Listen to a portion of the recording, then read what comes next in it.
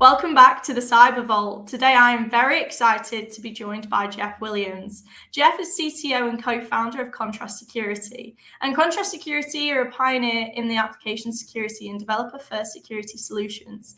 Jeff was one of the first to work on the problem of CVEs in application libraries and has been shaping the way we think about vulnerability and software protection for years. So as you can imagine, it makes him a pretty perfect guest to break down one of the most pressing challenges in cyber today.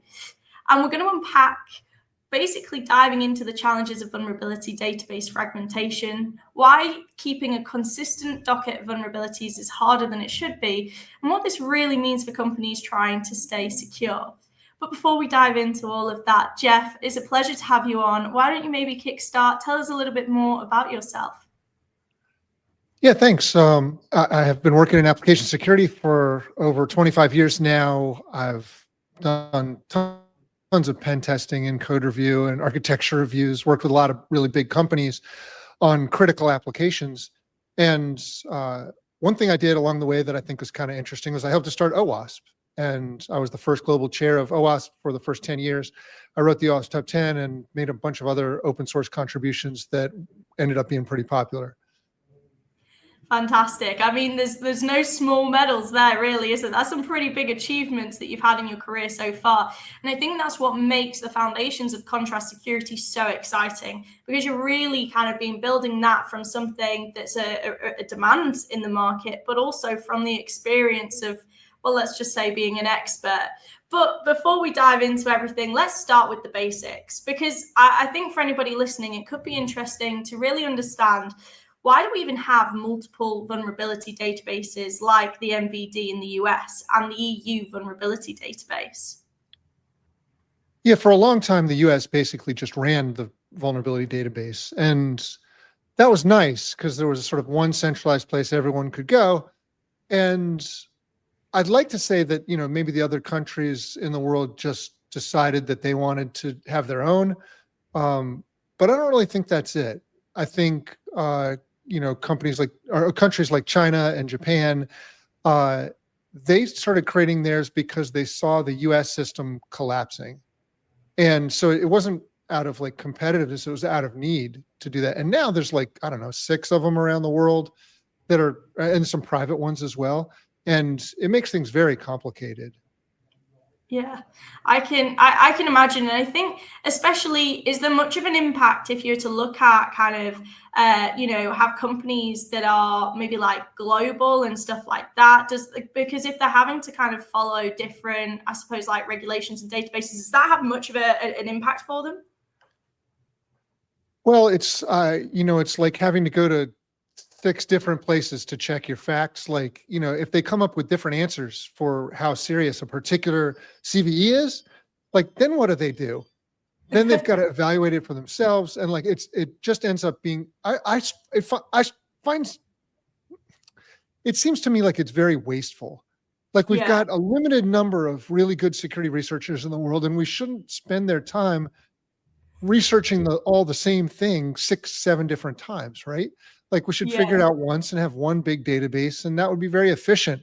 But it's all tied up in politics and funding now, and so it really pushes a huge burden onto companies that are trying to deal with the overwhelming tidal wave of vulnerabilities that hits them every single day.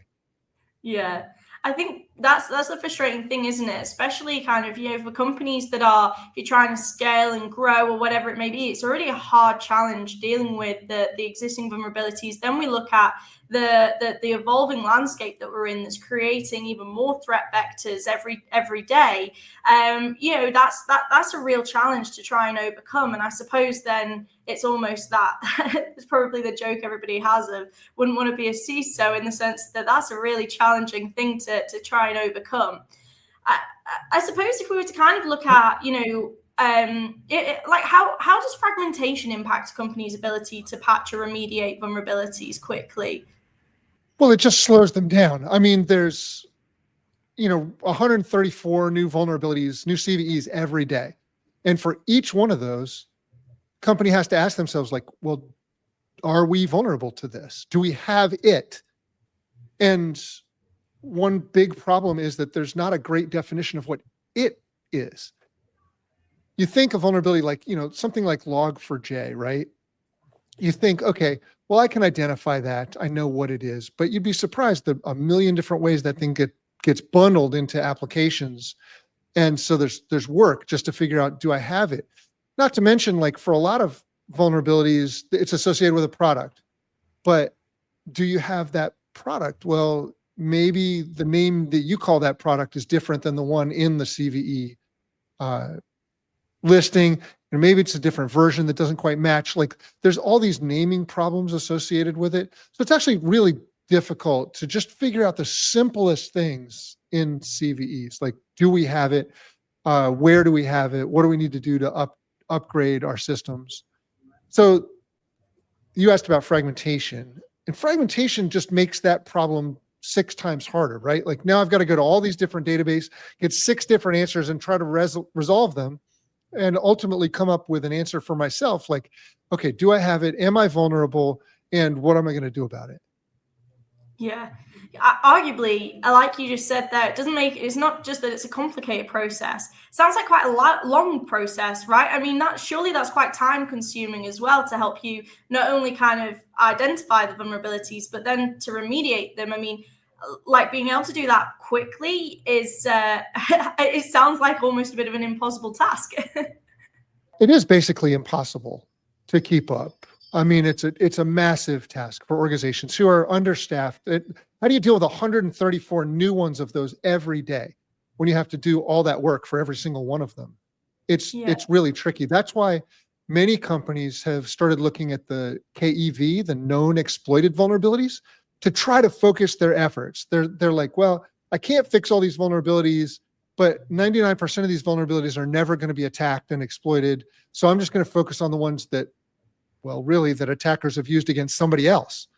And I'll focus on the known exploited ones. But it's dangerous, because just because we don't know it's being exploited doesn't mean it's not being exploited. Yeah. And so they just rolled out another list called the likely exploited vulnerabilities. And that's like a bigger set to sort of try to focus companies on even more. But I really feel like it's not an ideal process, like, ideally, and I think everybody wants people to fix all these bugs, but it's just not feasible. Yeah. Well, kind of what you mentioned there as well, because I think, if you really think about it from the attacker's point of view, if you know that people are only protecting the most likely or kind of the critical vulnerabilities, you're actually then probably going to be like, well, I'm not going to repeat what I did last time. I'm probably going to try take a new approach, because chances are they're not expecting it. Like, you'd think. Well, no, that's a fair point. I mean, attackers are pretty smart. They're very, I'd say, ruthlessly efficient. They focus on the vulnerabilities that are the most likely to pay off and the ones that have the biggest impact. Yeah. I mean, because if we look at not only then, so, we've got the list that seems pretty probable. We've got a list that seems kind of, mediocre. And then there's okay, here are some vulnerabilities that are really unlikely. However, you have all of those databases and that insight, but then, are there vulnerabilities that could get lost in the cracks between these? Are there vulnerabilities that people just aren't even identifying? Yeah, for sure. If you are following Kev or Lev, then there's obviously a huge gap. Like the other 99% of vulnerabilities that aren't on those lists, you're still vulnerable. And if somebody decides to attack you or finds it themselves, then they can exploit it. I actually think that companies have focused on CVEs over the vulnerabilities in their own code. And I think that's a huge mistake. Both of them are very dangerous, but in many cases, the vulnerabilities in your own code are easier for attackers to discover and can be quite devastating. They're the ones that, they're right in the code that's accessing your data and your systems and your backends and so on. So I want to make sure that companies are really doing a good assessment of those risks and figuring out which ones are really bad. What do I got to fix now? And I just worry that companies are focused on the libraries just because it seems easier. and Yeah. ignoring the vulnerabilities in their custom code because they have to deal with development teams and security testing and pen testers and all that stuff. And that's really dangerous choice. Yeah. And most likely probably an expensive choice, because not only you're leaving those vulnerabilities, but it's if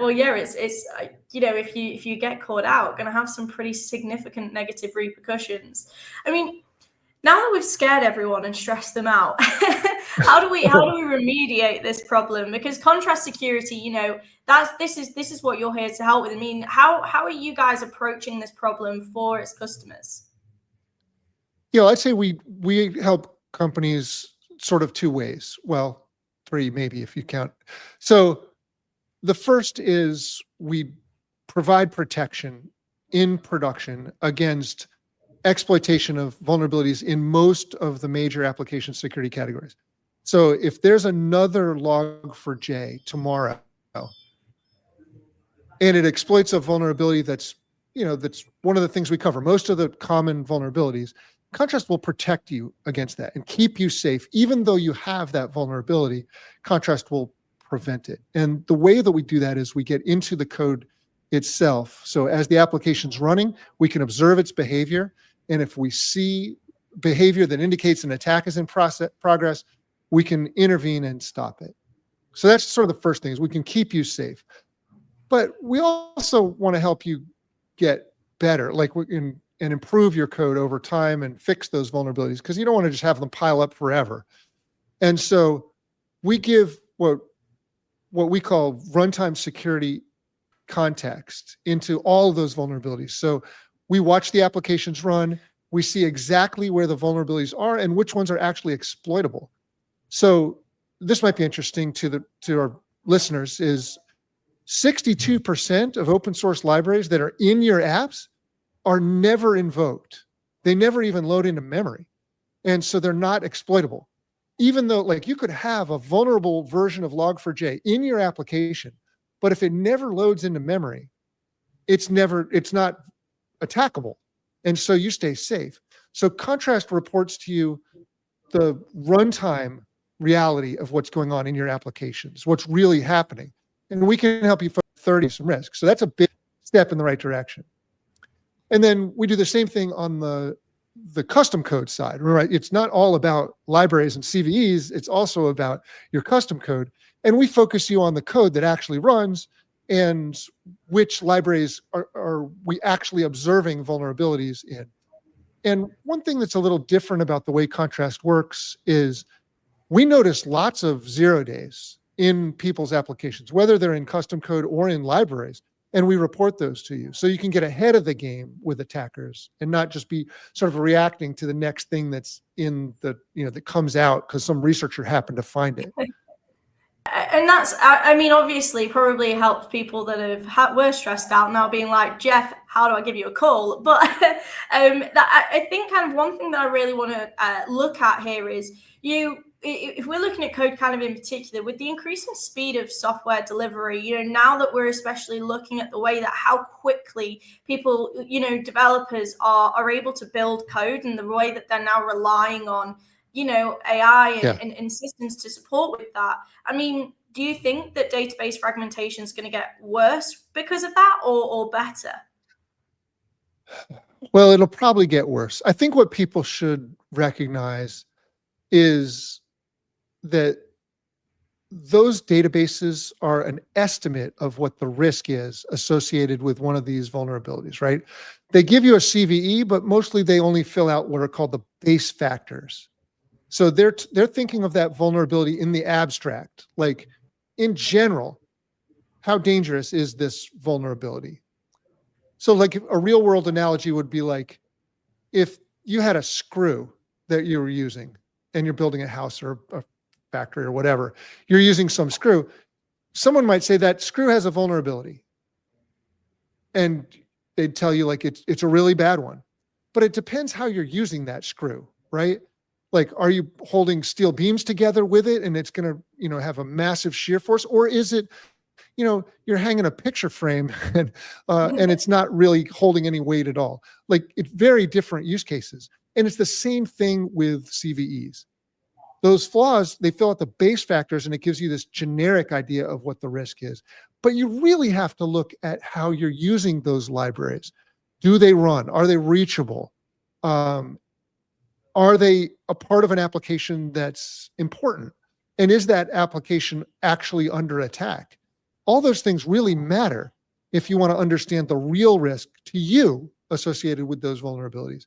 Problem is, that's even more work for teams, these overwhelmed, overburdened teams to have to do. And so what we really need is better automation of what I'll call context. Earlier, I mentioned that runtime security context. And that's what we're trying to do, is automatically enrich those vulnerabilities, the generic vulnerabilities, with runtime context. So you can make a much more accurate decision about how to prioritize those things. And what we found is that one of the factors has a massively overweighted effect. It's is that vulnerability discovered and being attacked? And if you look at the effect on like the CVSS scores or whatever scoring system you use, when you fill in that factor, if that vulnerability is not being attacked, it'll go down like 2 whole levels, like from critical to medium. And so it's really important to add those contextual factors that make a difference, so that you can focus on the small number of vulnerabilities that really, really matters. And I think that's something as well that kind of is really important when you look at the fact of the cost element of cyber is something that everybody, it's probably one of the biggest challenges of being a security leader, right? Is going into that boardroom meeting and trying to get your budget signed off for X, Y, and Z technologies that you've been told are absolutely critical to give you a good night's sleep.